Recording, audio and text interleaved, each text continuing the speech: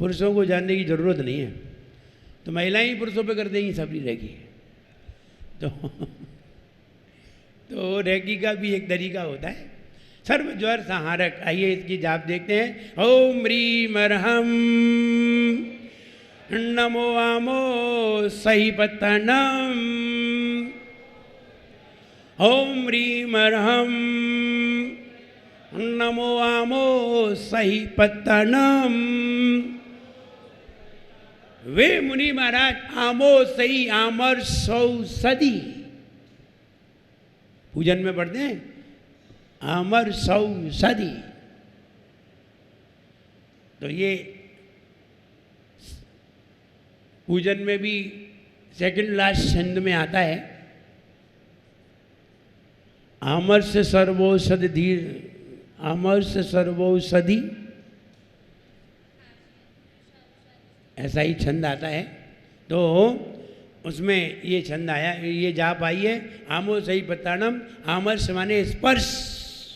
वे मुनि महाराज, अगर कोई रोगी व्यक्ति उनके पास पहुंच जाए, पीड़ित व्यक्ति, दुखी व्यक्ति, शरीर से दुखी है, पीड़ा है, कई बीमारियां हैं, और ऐसी बीमारियों को लेकर के वो मुनिराज के पास जाए और मुनिराज उसको कुछ नहीं स्पर्श कर ले, या वो मुनिराज को स्पर्श कर ले,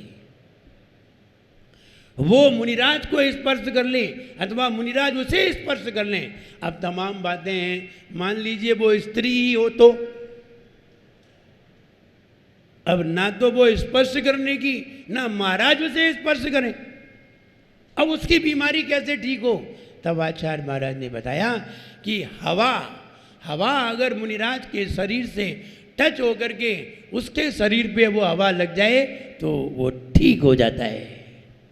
वे मुनि महाराज स्पर्श करने से सामने वाले के रोग ठीक हो जाते हैं। उनके शरीर से टच हुई हवा दूसरे को लग जाए, रोगी को लग जाए तो रोग ठीक हो जाते हैं। आमर सौसदी रिद्धिधारी मुनि महाराज हैं।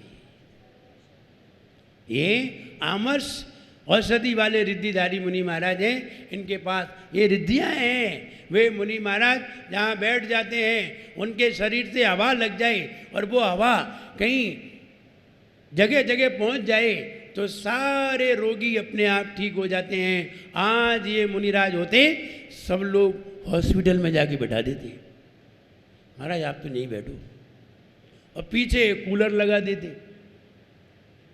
पीछे 2-4 कूलर लगा देते कि हवा महाराज पे लगती जाए, सब लोग ठीक होते जाए। सारे डॉक्टर फेल हो जाते, डॉक्टर मुनिराज को भगवा देते गांव से, कहते इनका बिहार करवाओ। तो वे मुनि महाराज जिनके स्पर्श से हवा भी औषधि बन जाती है, जो स्पर्श कर ले तो रोगी ठीक हो जाता है, रोगी इन्हें स्पर्श कर ले तो रोगी स्वस्थ हो जाता है। वे मुनि महाराज विदेह क्षेत्र में विराजमान, उन मुनि महाराज को मेरा नमस्कार हो गई। चित्र में देखिए, आदिनाथ भगवान विराजमान, और आदिनाथ भगवान विराजमान हैं, और आदिनाथ भगवान के ऊपर क्या बरस रहे हैं? फूल। कौन बरसा रहे हैं? देव। कितने तरह के हैं मुझे नहीं मालूम, 18,000 तरह के फूल भगवान के ऊपर बरसते हैं। नाम भी नहीं मालूम होंगे 18 तरह के, और वहाँ 18,000 क्वालिटी के 18,000 तरह के पुष्प देव लोग लेकर के आते हैं और भगवान के ऊपर बरसाते हैं। फूल बरसाना चाहिए कि भगवान के ऊपर? भगवान के ऊपर फूल बरसाना चाहिए कि 20पंथी नहीं हो जाएंगे? बच्चू सिंह जी, 20पंथी नहीं हो जाएंगे?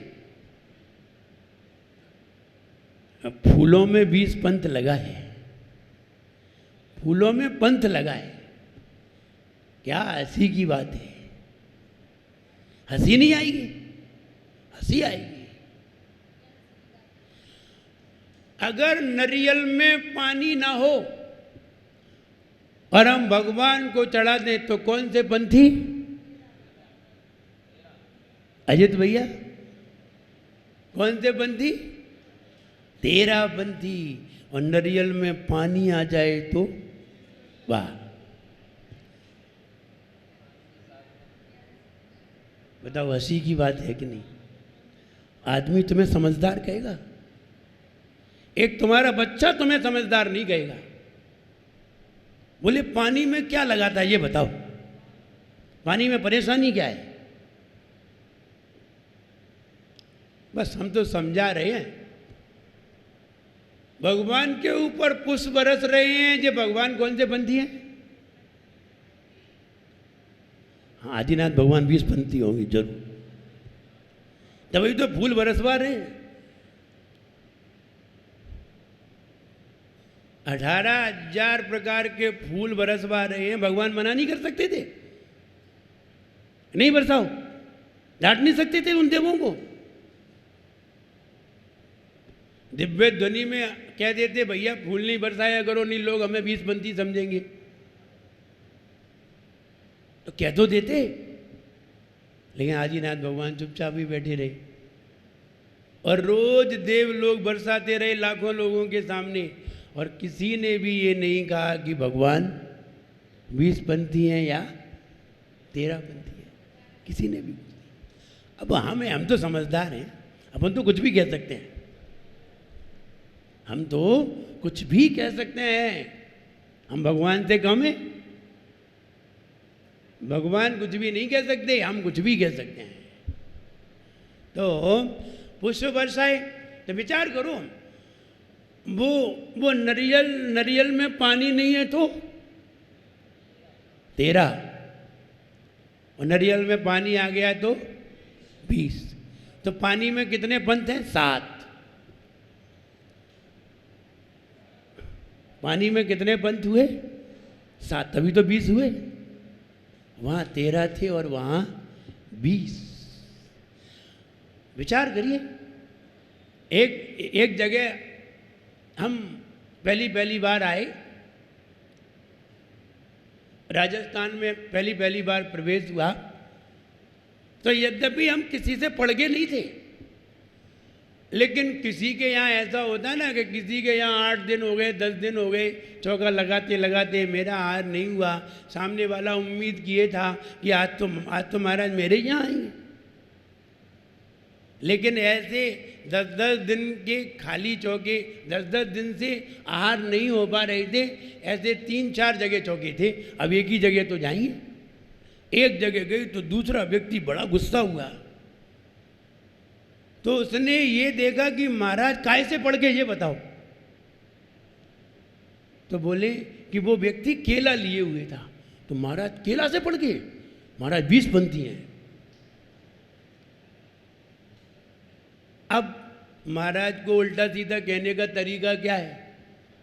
बोले यही कह लें अपन कि महाराज 20 पंथी हैं। महाराज केला से पढ़कते हैं कहीं?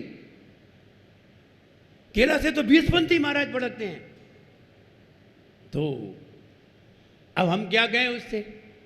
और सब जगह समझा रहे, पूरी पब्लिक को समझा रहे बाहर जा कर के। अब महाराज को तो समझाएंगे नहीं, बोले समझदारों को क्या समझाना है? समझाओ उन्हें जो बेवकूफ़ हो, समझाओ उन्हें जो बेवकूफ़ हो। समझदारों को क्या समझाना, भाई हमें समझा देंगे। तो वो सबको समझा रहे, देखो केला से नहीं भड़कना चाहिए, केला तो 20 पंथी होते हैं। जैसे आप लोग कभी सेव लेके खड़े हो जाते हो, आप लोग मंदिर में तो 13 पंथी होते हो, चौका में 20 पंथी हो जाते हो, और चौका में सेव लेके आ जाते हो चढ़ाने के लिए। उदक चंदन तंदुल पुष्प के, तो चौका में तो हरे सेव ले आते हो, केला ले आते हो, आम ले आते हो। चौके में तो हमने चौके में तो 20 पंथी हो जाते हैं, और मंदिर में ये दोनों पंथी हैं। और बढ़िया है, हम ना 13 पंथी हैं और ना 20 पंथी हैं, हम तो आगम पंथी हैं। सही तो यही है। तो कहने का मतलब ये है कि जब उसने ये कह दिया कि महाराज तो केला से पढ़ के, केला से नहीं पढ़कना चाहिए, केला से पढ़कते हैं तो 20 पंथी हो जाते हैं, तब फिर हमने एक व्यंग लिखा, वो सुनिए, वो व्यंग सुनिए उन लोगों के लिए जो लोग इस तरह की बातें करते हैं। क्या हंसी की बात है क्या हंसी की बात है, हम केला चढ़ाते हैं भगवान को तो 20 पंथी हो जाते हैं। बच्चू सिंह जी बड़े ढंग से सुनना, क्या हंसी की बात है, हम भगवान को केला चढ़ाते हैं तो 20 पंथी हो जाते हैं और खुद चढ़ा जाते हैं तो 13 पंथी कहलाते हैं। बताओ हंसी की बात है कि नहीं?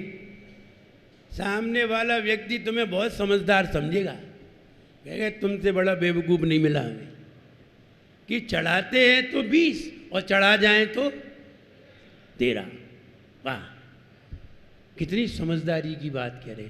और जरा सा तुमसे कोई एक तुम्हारा बच्चा ही होगा और बच्चा ही तुमसे पूछ लेगा, पापा ये बताओ ये कौन से शास्त्र में लिखी है, तुम्हारी बोलती बंद हो जाएगी। बोले जे कोई शास्त्र में नहीं लिखी है।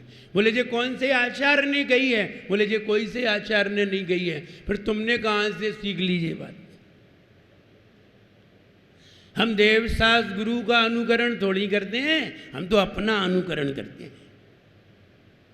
जो अपना अनुकरण करते हैं वे ही ऐसी बातें करते हैं, और जो देवशास्त्र गुरु का आपका अनुकरण करते हैं वे ऐसी बात करते ही नहीं है। ये तो फालतू की बातें हैं। तो कहने का मतलब ये है कि मंदार सुंदर नम्य रूप भगवान के ऊपर पुष्प वृष्टि हो रही थी तो 18,000 तरह के पुष्प बरस रहे थे। तो इसका मतलब ये नहीं है कि भगवान 20 पंथी हैं। ये पुष्पों से इनसे भगवान 20 पंथी नहीं होते। अजय 20 पंथी 13 पंथी तो बेकार की बातें हैं। ये वे बातें करते हैं जिन्हें शास्त्रों का रंच मात्र भी श्रद्धा नहीं है। रंच मात्र भी जिन्हें श्रद्धा नहीं होता, रंच मात्र भी शास्त्रों का ज्ञान नहीं होता, सही अनुभव नहीं होता, आत्म तत्व का ध्यान नहीं होता, ऐसे ही लोग ऐसी बातें करते हैं। वरना हिंदुस्तान में अभी 95 आचार्य हैं। कितने? 95 आचार्य हैं वर्तमान में हिंदुस्तान में। इनको जज कहते हैं। आचार्यों को क्या कहते हैं? जज। और हम दूसरी भाषा में मुनिराजों को वकील कहते हैं और आचार्यों को जज कहते हैं। निर्णायक वो होते हैं। एक भी आचार्य ये नहीं कह सकता कि ये भाषा सही है। वे कहेंगे ये भाषा आगम की है ही नहीं, शास्त्रों की भाषा है ही नहीं, शास्त्रों में कहीं है ही नहीं है पंथ की बातें। शास्त्रों में तो एक ही पंथ की बात है, मोक्ष पथ। बाकी कोई भी पंथ की बात नहीं है। जितनी भी बातें हैं ये सब पंडितों के द्वारा फैलाई हुई हैं, गुरुओं के द्वारा नहीं। किसके द्वारा? पंडितों के द्वारा। जहाँ पर पक्ष होता है वहीं पर पंथ होता है। जहाँ पर पक्ष होता है वहीं पर पंथ होता है। उठा जो पंथ से ऊपर वही निर्ग्रंथ होता है। उठा जो पंथ से ऊपर वही निर्ग्रंथ। हम कौन से महाराज हैं? हम कौन से पंथी हैं? बताओ। हम 13 पंथी हैं। हम खुद ही नहीं कह रहे हम 13 पंथी नहीं हैं। हम खुद ही नहीं कह रहे हैं कि हम 13 पंथी हैं और तुम कह रहे 13 पंथी। वाह, मेरा निर्णय तुम करोगे?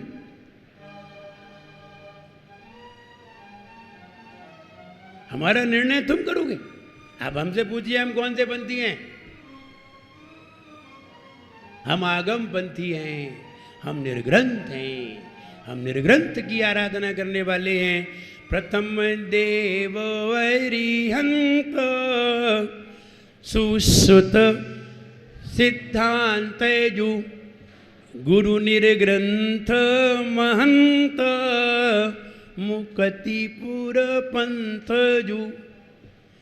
तीन रतन जग माही सुये भविद्यायिये तिनकी भक्ति प्रसाद परम पद पाई। किनकी? गुरु निर्ग्रंथ महंत मुक्तिपुर पंथ जू। ये मुक्ति पथ के अनुगामी हैं जो निर्ग्रंथ हैं, और जो पंथ में हैं सही मायने में वो संत ही नहीं है जो निर्ग्रंथ होना चाहिए। सही मायना तो यही है। हम उन्हें निर्ग्रंथ नहीं कह सकते, आगम उन्हें निर्ग्रंथ कहता ही नहीं है। तुम भले ही कुछ कहते रहो, जरा उनसे पूछ के देखो आप कौन से पंथी हैं। आप कभी आचार्य विद्यासागर महाराज जी के पास जाइए, आप कभी आचार्य विराग सागर जी महाराज के पास जाइए। ये बड़े बड़े संघ के अधिपति हैं, बड़े बड़े संघ के। आचार्य विराग सागर महाराज, इनके द्वारा कितनी दीक्षाएं अभी हो गई? अभी हिसाब लगाया था 378 दीक्षाएं हुई हैं आचार्य विराग सागर महाराज जी के संघ में। 378, 378 संघ और उपसंघ दोनों को मिला करके, यानी हमने दी हैं वो भी और आचार्य श्री ने दी हैं वो भी। संघ और उपसंघ दोनों को मिला करके 378 तो अभी घूमती हुई हैं, चलते हुए मुनिराज हैं, चलते हुई दीक्षाएं हैं।